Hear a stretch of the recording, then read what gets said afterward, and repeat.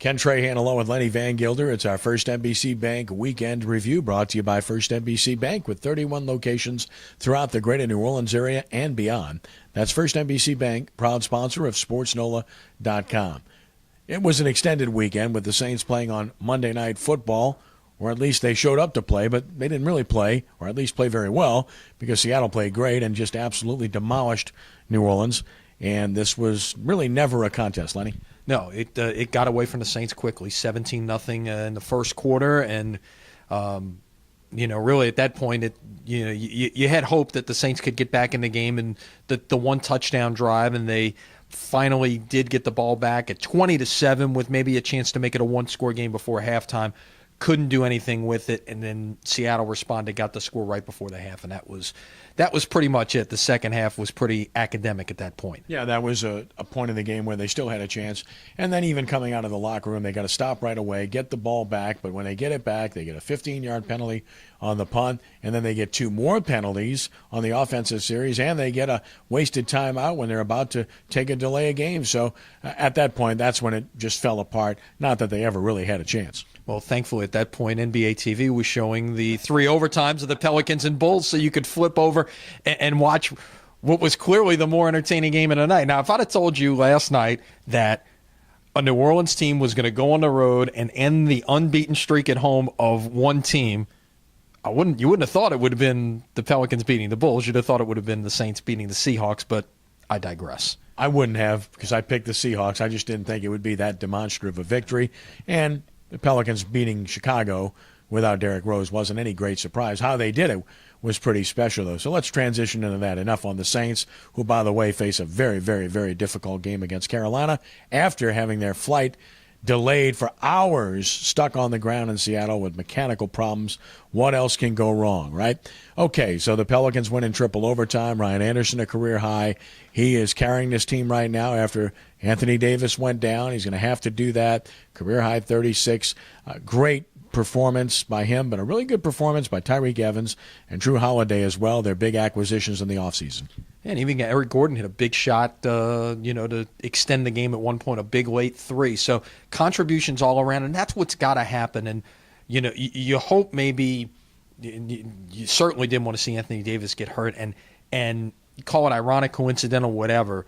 Last year, right before the Pelicans, or the Hornets at the time, were about to go to Chicago, Anthony Davis' homecoming, he gets a concussion and can't play. Mm-hmm. The night before, they're about to go to Chicago, a second chance at a homecoming. He's got a non-displaced fracture of his hand.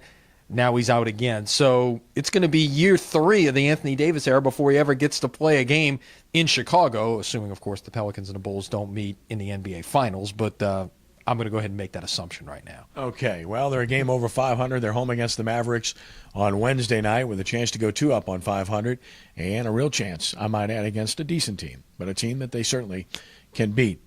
One of the things that comes to mind where I'm concerned is you wonder why more guys don't suffer fractures when trying to catch the ball and dunk the ball in these rims. Yeah, you would think that would be something. We don't know the extent or how long Davis is going to be out. Hopefully we find out more later on Tuesday. Of course, we'll have all the news right here at SportsNola.com when it does happen.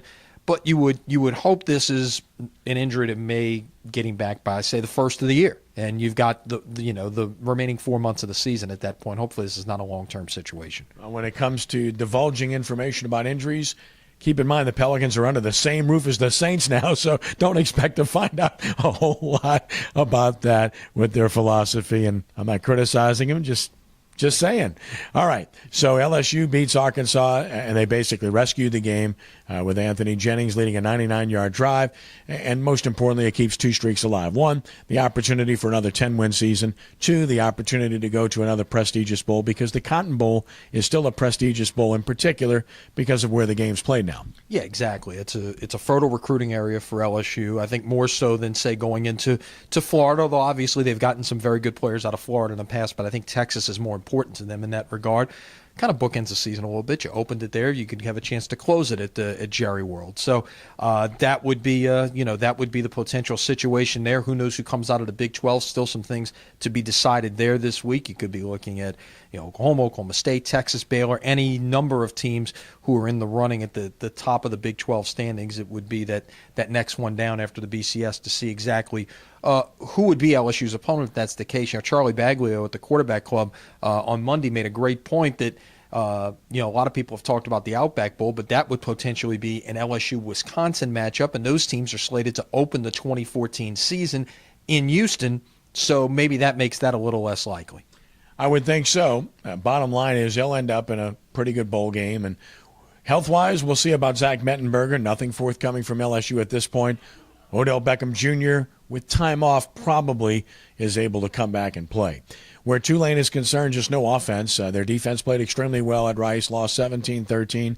Forget about any conference championships. Even if they won, it wouldn't have happened. But they will, of course, go to the R+L Carriers New Orleans Bowl to take on Louisiana Lafayette. They thought they were done with the Mercedes-Benz Superdome. Not so fast. Not so fast. And the first all-Louisiana Bowl matchup in the history of bowls. And the first time Tulane will play in a bowl game in New Orleans since before you and I were around. You got to go back to 1940, the last time Tulane played in a bowl game in their home stadium in their home city. So, one more chance to get in front of the home folks. But, the unspoken challenge in all of this, look how well the Cajun faithful have traveled over the last 2 years. And the one thing Tulane does not want to have happen is get outdrawn in their own building. So the unspoken challenge will be out there to the Tulane fans to put butts in seats in the Mercedes-Benz Superdome on the night of Saturday, December 21st. Show up. Lenny, it's been a pleasure. Thanks. All right, we'll see you later this week. That's our First NBC Bank Weekend Review, brought to you by First NBC Bank with 31 locations throughout the greater New Orleans area and beyond. That's First NBC Bank, proud sponsor of SportsNola.com. For Lenny, I'm Kenny. Have a great week, and God bless.